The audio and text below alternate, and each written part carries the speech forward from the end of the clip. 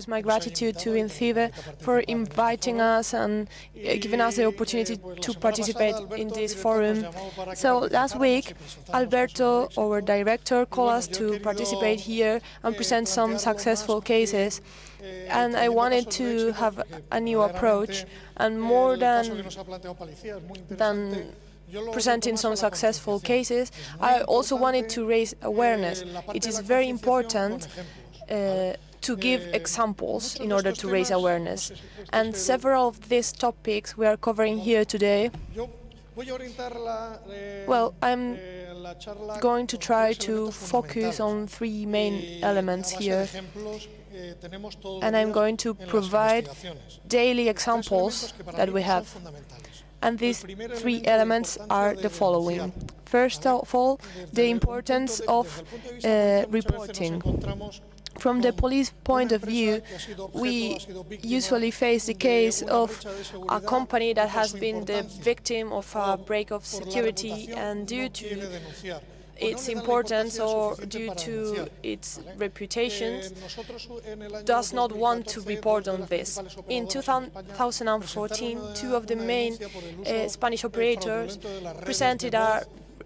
reported on a fraud, and this fraud did not mean more than 100,000 euros. So they reported, we filed this, we started to investigate, we collected some data, we finished this investigation in 2017 at the beginning of the year, and in the end we identified more than 12 people and a profit of more than 30 million euros, and millions of people affected that were by this fraud through voice messages. And this is a good example of a report with not so meaningful amounts. Police can uncover activities which are more complex, linked to organized crime. It is very important to report on these cases. And another problem that we usually face is the fact of identify the incident with the international part, and therefore say, okay, so I have suffered compromise, and emails. I have made my first activities as a victim, and I have discovered that these emails come from servers that are located in other countries. Well, this shouldn't be a barrier when we try to file this claim. And in this case that we have seen from the national police, we have nowadays enough tools in order to manage this situation at an international level. And we have several different examples. In 2016, Facebook contacted us because they detected a person that is selling credentials from his platform. So we started to investigate, and at this point FBI detects the same forum as the one we have already seen, and the German body also detects a similar case. So from the international police community, we identified a Russian man in Castellón that sold PayPal credentials. He had 1,890,000 credentials, and he was dedicated to check this credential and subtract databases from several different companies. And he bought this kind of databases, extracted the credential, checked them, and he had a whole computing structure that was dedicated to checking these credentials and generating packages. For example, he used the denomination of 99% of purity when he sold them. and he was widely recognized on the forum. For example, in PayPal, as I was saying, had millions of credentials, 70 million credentials in Amazon, and electronic payment media that he was offering in order to sell them. And in this forum, as in another examples I'm going to comment on later on, the interchange is carried out in cryptocurrencies, and at the same time, he was also participating in some other forums that served as a monitor, as a turning these transferences into currencies. And in Russia, as Javier or Carlos have already explained, he does not know his contact in Russia, but he obtained this money in dollars in Russia, and one person from Russia came to Spain and then personally delivered credit cards from Russian people. And therefore what the Russian people did was to upload their account, their identification, and then he kept part of the money, and our detained person the rest of the money. For example, if the secret number of the credit card was lost, he could ask throughout the forum in order to have it in less than 24 hours. And he performed this kind of activities. He used different cash banks and cash machines in order to get money. And this is a good example of the transnational character of this kind of cases. We are going to find not so many cases at a national level, and we have the legal tools in order to do so. For example, one of the main tools that we have nowadays is the European investigation order. It has been put into practice and is a very powerful tool. For example, in the case of child pornography, they detect a person that is using his children in order to produce different materials, pedophile materials that is being sold in an internet forum. And they suddenly detect that there's a person, a Swedish citizen, and we detect that he is located in Spain right now with his family. With this order, European order, we have the possibility of applying for the Spanish bodies in order to investigate and locate this person in Spain. So we execute this law, and in 2 or 3 days we already have located this person, and we know where he is living. And we communicate with the Swedish authorities that creates an order in order to enter the house of this person.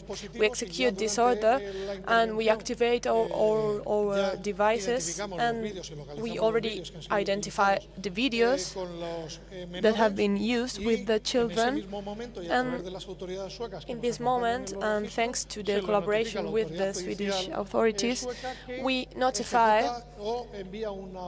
and then send a European detention order.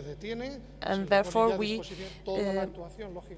act based on this order, and everything is controlled by the judicial authority that, based on this information and these requirements, in less than 48 hours, this person was deported to Sweden.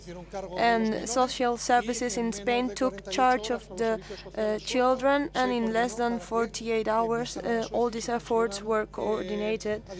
And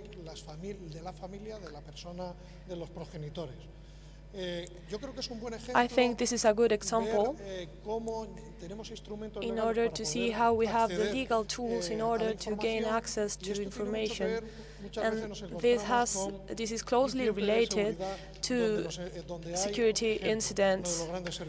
For example, OVH1&1 with domain management, etc. We have enough tools in order to apply for an investigation European order to copy and retain all the information contained in control panels, and we can apply for them to Germany, to France, in order to execute this requirement from us that will allow us to identify the person responsible of the contratations of these servers, and we can obtain this information to have it in Spain in less than a week. So that we have the tools, but we need to put them into practice. And in order to do so, we need to report. Therefore, we shouldn't make the mistake of thinking that a report that can have a consequence, minor consequences in a company, well, we need to take into account that maybe they are not only victims of this incident, but generally there are criminal structures that are not the classical criminal structures, but it's true there are criminal forums. And we are not only speaking about people with a technical profile. We have a very significant case in which a classical criminal, so to say, obtains a company database and then hires somebody that can see a security break in a company. And they can steal millions of euros, and this is a real case. And afterwards, we have this kind of organizations, for example, Red Bull in Austria, that with 3 emails and with social engineering had 33 million euros stolen. And here in Spain, for example, we have 10 million and 3 million euros that were stolen with spear phishing located outside our borders. And from a transnational point of view, when a company is a victim of a cyber incident, it will have evidences that are located outside our borders, but we have enough tools to tackle them. And if we speak about malware, we have a very important tool, the malware analysis platform. And if we are able to obtain a malware sample, we can upload it to this Europol platform. And if another LEA body has obtained the same sample, we will obtain our compromise indexes, and we will identify if there is the same procedure in another country. And we will identify something which is closely related to what Javier said. All our LEAs are working together in order to solve this kind of criminal networks as the ones we have seen before with the platforms such as the selling credential platform. And this is very important because the tools are here and they are available at the European Parliament. This is very important because before the end of the current European Parliament, in March, I believe, they want to pass a new law on cross-border access to criminal issues, and this will allow us to apply for an external company to retain information and also to have the information inside the European Union in less than 24 hours. I think there is a minimum amount of time in order for us to get the information. And in the same way, in Spain, those companies that have internet services will be forced to have a contact point and comply with the requirements coming from other countries of the European Union. And what we are seeing is that this will speed up the pace of investigations, because the examples that we have seen until right now show that not so many investigations will stick to the national level.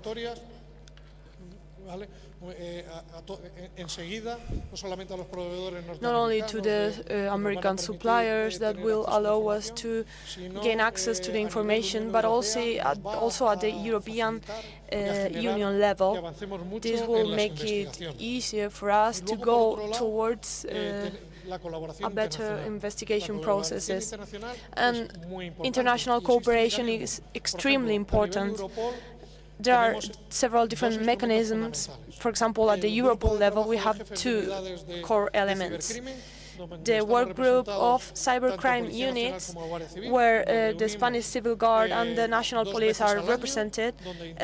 We meet twice a year. We share procedures and experiences related to investigation.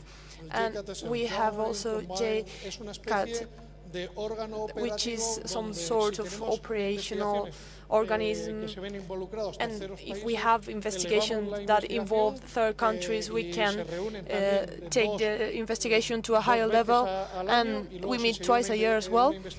And then if we perform an investigation, we have periodical meetings with all the countries affected by this investigation, and we share the information and somehow also the tasks in order to continue with this investigation. For example, there's a member of the Civil Guard that works together with France with the Nopitia investigation. We had an objective in Spain, in Barcelona, a Russian citizen that was linked, and then together with France, we could execute its detention and also to register its house and share all the information with all the different countries, together with Ukraine. They also participated in the register, and this allowed us to gather new evidences in order to continue with the investigation. So not only at the European level we can work together, at the international level we are also present with the Latin American group, and we meet in this case once a year, and this is also a shared information platform, and the Spanish position is quite important here, not only as police, but also as an entry gate also for the language to all the Latin American countries that also have support and interchange needs. For example, some years ago we used this forum, and with the information provided by Interpol, we were facing a person that was kidnapped, and his family was asked several million euros paid in Bitcoin, 3 million euros.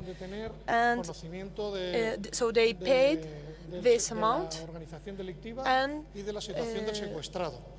when they did so, they did not get any information about the kidnapped person and the organization.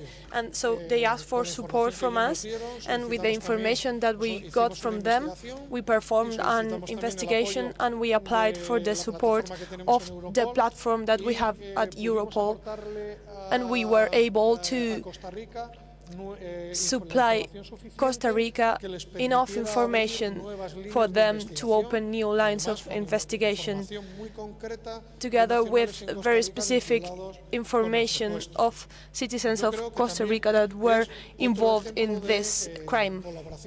And this is another good example of international cooperation and in the way that we are using the tools available for international cooperation. And going back to the first awareness element, the importance of reporting. So we have the opportunity to share information and respond to this kind of threats at a police level, and this is important for us to tackle an investigation that has evidence in third countries. And if we didn't have these tools available, investigations such as Carvana or some of our operations wouldn't be possible. And so they exist, they are available. Once again, the European Parliament is going to pass the new regulation that will allow us to require information about the person that holds the domain of a copy of a register that we have located, that is the control joint command of a claim that we have received, for example, in the banking issues. For example, right now, banks are actually a point of attention of criminal organizations.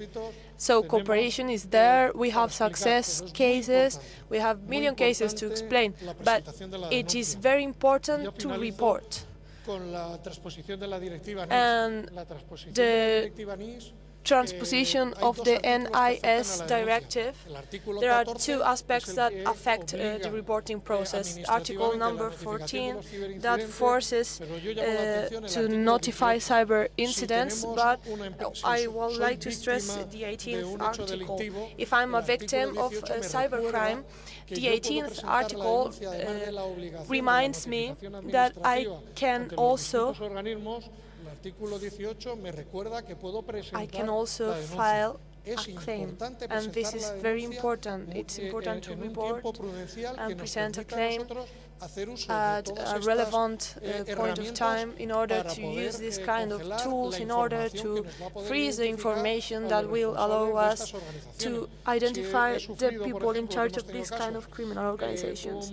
For example, we had cases of email business, and some head of department has been cheated and had made a transfers of millions of euros, and we have 72 hours in order to block the money, and we have the tools to apply, to ask Australia to retain this information in order to block the money.